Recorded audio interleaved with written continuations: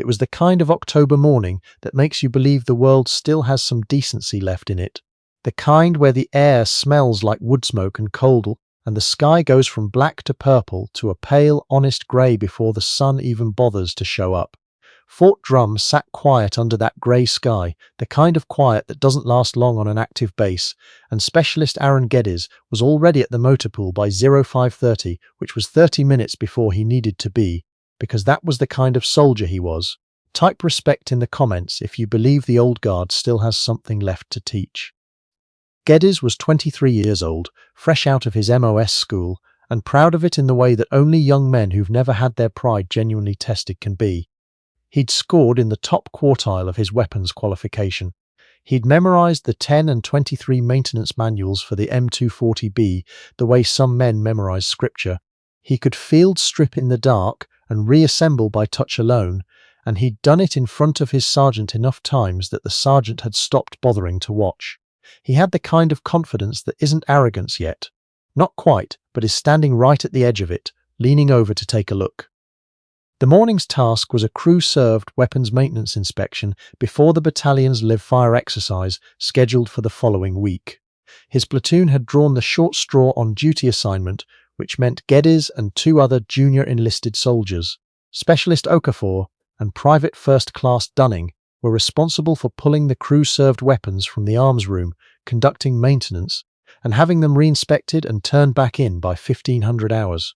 It was the kind of task that sounds straightforward until it isn't. The weapons in question were 3 M240Bs and 1 M2.50 caliber heavy machine gun. The M2 was the problem child, it always was. Geddes had trained on the M2. He knew the theory of it. He understood intellectually that the M2 was a weapon designed in 1918 by John Browning, refined slightly in the decades since, and still the backbone of American crew-served firepower more than 100 years later. He knew the cyclic rate, the effective range, the ammunition type. What he did not yet fully understand, and what no manual had adequately conveyed, was the M2's particular personality, the way it tolerated some things and not others, the way age and use had given individual weapons their own temperaments, the same way a long marriage gives a person habits that no amount of logic can explain or correct. He found out that morning. The M2 they'd been assigned was a receiver that had been in service since before Geddes was born. The serial number on the receiver had been partially obscured by decades of cleaning and wear. When Geddes pulled it from the rack in the arms room, the armourer, a tired-looking staff sergeant named Bowman, who clearly had 4 other things he'd rather be doing, handed it over without comment except to say, "Headspace and timing gauges in the bag. Don't lose it." Geddes didn't lose it. What he did, somewhere in the process of conducting his function check after reassembly, was end up with a weapon that wouldn't go into battery correctly. The bolt carrier was sluggish. The timing felt off, though he couldn't have explained precisely what that meant by feel alone. He only knew the weapon wasn't responding the way the manual said it should. He tried the obvious things first. He checked the barrel assembly. He confirmed the locking latch was seated. He checked the bolt for carbon buildup and found some, cleaned it, tried again. He went through the function check sequence 3 times, step by step, the way he'd been trained. The weapon was not cooperating. Okafor came over and looked at it. Okafor had 8 months more experience than Geddes, which was not enough experience to do anything except observe and speculate. They speculated together for a while, the way young men do when they're not yet wise enough to immediately ask for help, running through possibilities, ruling things out, arriving at no useful conclusion. By 0800, Geddes was considering his options. His immediate supervisor, Staff Sergeant Whitmore, was occupied with the vehicle inspection on the other side of the motor pool. Bowman was still in the arms room and would not look kindly on what might appear to be user damage on a weapon he'd signed out without complaint. Geddes did not want to be the soldier who broke the .50 cal. He did not yet know that the .50 cal had probably been broken, in one way or another, for several years. What happened next was not dramatic, not at first. It began with the sound of a car pulling into the visitor's lot adjacent to the motor pool, a late-model pickup truck, dark blue, the kind of truck driven by men who actually used trucks. The man who got out of it moved the way some old men move, which is to say carefully and without apology. He had a bad left knee. You could see it in the way he favoured his right side when he stepped down from the cab. and he wore a canvas jacket the color of dried grass, old boots, and a ball cap with no insignia on it. He was somewhere past 70, maybe well past, with white hair and a face that had been outdoors for most of its life. His name was Harlan Emmett Voss. Nobody in the motor pool knew who Harlan Emmett Voss was. That was in many respects the point. Voss had driven down from his home in Watertown, 12 minutes from the main gate, because his nephew was stationed at Drum and had asked him to come watch the live fire exercise the following week, and Voss had thought he'd stop by the day before to get his paperwork squared away at the visitors' centre. He'd done his service, still had his retired military ID, and the gate guard had waved him through without much fuss after running it. He was walking toward the admin building when he passed the motor pool and heard something that made him stop. He couldn't have told you exactly what he heard. It wasn't a sound, precisely, more like the absence of a sound that should have been there. He'd spent 3 years in Vietnam and 11 more in various assignments across 2 continents working on and around crew-served weapons.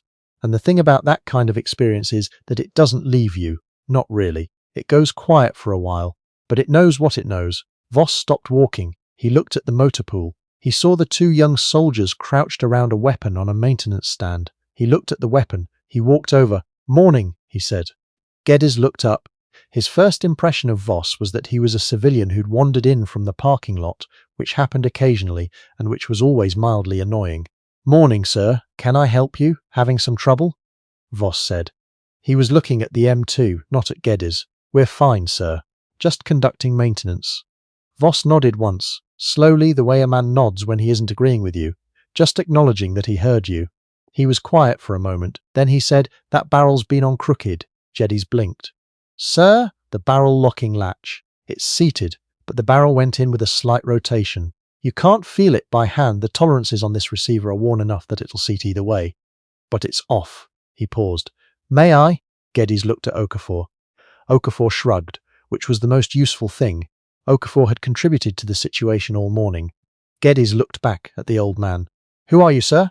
Voss reached into the breast pocket of his canvas jacket and produced his retired military ID. He held it out without ceremony. Geddes took it, looked at it, and felt something shift slightly in the way he was thinking about this situation. "Chief Warrant Officer 3, United States Army, retired. Harlan Emmett Voss." "What was your MOS?" Geddes asked, because it seemed like the right question. 9-1 Foxtrot mostly, Voss said. "Small arms and artillery repairer. Later on I worked crew serve for a while." He said it the way people say things they've said 10,000 times. Not proud, just accurate. Geddes handed the ID back and stepped aside. What Harlan Emmett Voss did next was not spectacular. It was not a single dramatic palm strike, not a miracle of intuitive genius. It was something quieter, and in its own way, more impressive than either of those things. He moved to the weapon with the unhurried deliberation of a man who has never once in his life confused speed for competence. He put on the gloves Geddes offered him. He looked at the barrel assembly for a long moment without touching it. Then he put his hands on the weapon. He broke it down. Not all the way, just far enough. He removed the barrel, examined the locking latch, turned the barrel over in his hands once, and showed Geddes something on the threads that Geddes could not have found in a diagram, because it wasn't in any diagram. A worn place, a specific worn place, the result of decades of use by dozens of hands, that caused the barrel to seat with a barely perceptible tilt when the latch was engaged at a particular angle. You couldn't see it without knowing to look for it. You couldn't feel it without knowing what you were feeling for. The round chambering was pushing against the barrel at this angle, Voss said, pointing to a spot. Geddes was now leaning close to examine. When the bolt came forward it was catching. Looked like a timing issue. Felt like a timing issue. Wasn't a timing issue, so the barrel was causing the jam, Geddes said slowly. "This receiver and this barrel have a relationship," Voss said. "They've been together a long time, long enough that they've worn into each other in particular ways. The book doesn't account for that." He paused. "The book is written for the weapon when it's new. The weapon in front of you right now hasn't been new since before you were born." He reassembled it. There was a specific motion he used when re-engaging the barrel, a slight counterclockwise rotation before seating the latch, and he talked through it as he did it, not in the manner of a man performing for an audience, but in the manner of a man thinking out loud about something he's done enough times that narrating it is easy. The weapon went into battery cleanly. Without hesitation, Geddes did the function check. It worked. He stood there for a moment, holding the charging handle, and felt the specific humility of a young man who has just understood something that his training didn't prepare him for. "How did you know?" he said. "How did you know it was the barrel and not the timing?" Voss considered the question seriously, which Geddes would later think about. The fact that Voss didn't dismiss it or give a quick answer, but actually considered it. "Sound," Voss said finally. "And the way it felt when you were working on it. I could hear you cycling it from across the lot. The sound of a timing problem is different from the sound of a barrel seating problem. One's a mechanical issue with the bolt sequence. The other's a friction issue. You hear it in the resistance, in the way the action sounds when it doesn't quite want to close." He shook his head slightly. "Takes a while to learn the difference. Takes a while just to know there's a difference to learn." Geddes was quiet for a moment. Then he said, "Where did you learn that specific thing? The barrel rotation on a worn receiver?" Voss's expression changed slightly. "Not much. The kind of change that only registers if you're paying close attention." He was quiet for a few seconds. "Vietnam," he said. "69. We had an M2 that was doing something similar. Nobody could figure it out. There was a sergeant, older guy, been in since Korea. Some of the boys called him the fossil behind his back. Sergeant First Class Aldrin Bo Keane. He came over, looked at it for about 2 minutes, and did exactly what I just did." He paused. "I watched him. I asked him afterward. He told me. He looked at the weapon. I've been waiting 30 years for a situation where that was useful again," he said. And the way he said it wasn't sad. It was something else. Something closer to satisfaction, or maybe relief. Okafor had been standing 6 feet away this entire time and had not said a single word. He said very quietly, "That's wild." Voss almost smiled. Geddes said, "Sergeant Keane taught you. You just taught me." Voss looked at him. It was the kind of look that measures something without being unkind about it. "That's how it's supposed to work," he said. They stood there with the weapon between them, and the October sky had gone from grey to a weak washed-out blue, and somewhere on the other side of the motor pool a diesel engine turned over and caught, and the base began its day in earnest around them. "Can I ask you something else?" Geddes said. "Go ahead. The sound thing, hearing the difference between a timing issue and a seating issue. Is that something that can be taught, or is it just something you develop over time?" Voss thought about it. "Both," he said. "You can be taught to listen, but you have to want to listen in the first place. A lot of people look at an old weapon and see a headache, a maintenance problem, something that should have been replaced." He ran a thumb along the top of the receiver. "This thing has been in 3 conflicts that I know of, probably more. It's been carried by soldiers whose names nobody remembers anymore. The round counts on this receiver, if you could add them up, would probably be in the tens of thousands." He paused. "That's not a headache. That's a history." Geddes looked at the weapon differently. He couldn't have explained exactly how, but he did. Staff Sergeant Whitmore appeared at the edge of the motor pool around 0900, walking over with the slightly distracted energy of a man who has 17 things on his mind. He stopped when he saw Voss standing at the maintenance stand with his 2 junior soldiers. "Can I help you?" Whitmore said, not unkindly, but with the professional wariness of an NCO encountering an unknown variable. "He's the one who fixed the 50, Geddes said. Whitmore looked at the weapon. He looked at Voss. He looked at the ID Voss was already extending toward him. There was a pause. "CW3, retired," Whitmore said, reading it. "Small arms and artillery. How long ago?" "Retired in 94, Voss said. Whitmore handed the ID back. His expression had changed in a way that Geddes recognized. The way experienced NCOs look when they've just recalibrated their assessment of a situation. "What was the issue?" Whitmore said. Voss explained it. The worn barrel threads, the seating angle, the specific receiver-barrel relationship that had developed over decades of use. He explained it in the compressed, technical language of someone who doesn't waste words, and Whitmore listened the way good NCOs listen, which is with the understanding that they don't know everything, and that the measure of a leader is knowing who does. When Voss finished, Whitmore was quiet for a moment. "That receiver's been through 3 battalion-level maintenance cycles in the last 6 years, he said. "Nobody caught that." "They wouldn't," Voss said, without judgment. "Just a fact. Because the book doesn't show it," Whitmore said. "The book shows you what the weapon should be," Voss said. "It doesn't show you what a specific weapon becomes. That's a different document. Nobody writes that one down." Whitmore was quiet for another moment. Then he said, "Would you be willing to stay for an hour or two? I've got 2 other crew-served weapons that have been giving my guys trouble. Nothing that's failed inspection, but not right either. I'd like your eyes on them." Voss looked at his watch. He looked at the administrative building across the lot where he'd been headed. He looked at the M2 on the maintenance stand. "I've got time," he said. What followed was not a formal class or a structured training event. It was something older and more direct than that. A man who knew things, standing next to men who needed to know them, doing the work and talking through it as he went. Geddes stayed close the entire time. He didn't take notes at first. Then he took his phone out and asked if he could, and Voss said he didn't mind. He asked questions when he had them and stayed quiet when he didn't. He paid attention with the kind of focused, physical attention that you usually only see in people who understand. They are in the presence of something that won't be available to them again. The second weapon was an M24B with a bolt that Voss identified as having been assembled with a firing pin, retaining pin that had been incorrectly installed. Barely enough to matter by spec, but enough, in his estimation, to cause intermittent issues under sustained fire. The third had a feed tray cover with a latch that had been bent imperceptibly out of alignment, probably from being set down hard on a concrete floor at some point, which would cause a delay in the first round feed. Geddes watched him find both in under 10 minutes each. Around 11 o'clock, Whitmore brought coffee from the break room, and the 4 of them, Whitmore, Geddes, Okafor, and Harlan Emmett Voss, stood in the motor pool with paper cups and the quiet that comes after work done well.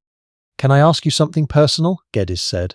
He'd been trying to decide whether to ask it for the last hour. Voss looked at him. "You served in Vietnam. Korea was before your time, but you learned from someone who served in Korea. Sergeant Kane, does it feel strange, passing that on to us, given how different everything is now?" Voss turned the paper cup in his hands. He was quiet for long enough that Geddes thought maybe the question had been too personal. "The equipment changes," Voss said finally. "The doctrine changes. Tactics change. But there are things about weapons and the people who carry them that don't change much." He paused. "A soldier who doesn't listen is a liability. A weapon that isn't understood is a danger.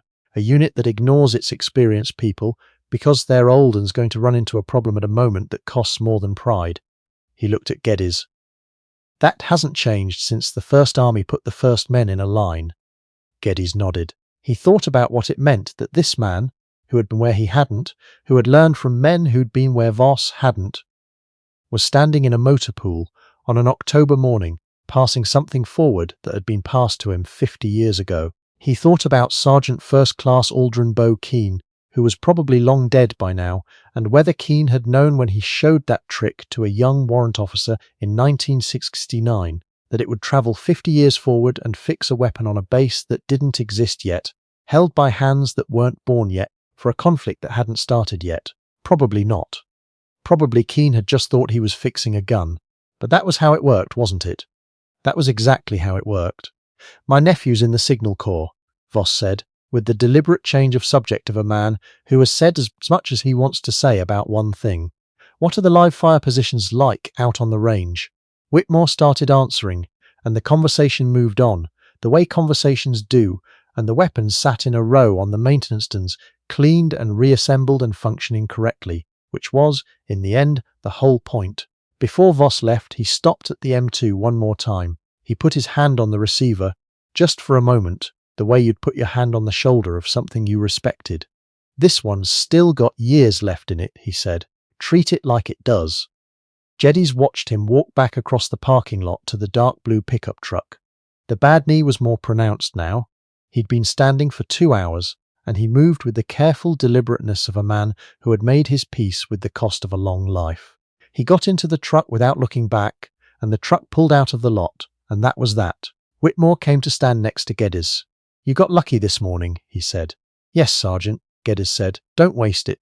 "No, Sergeant." Whitmore walked away.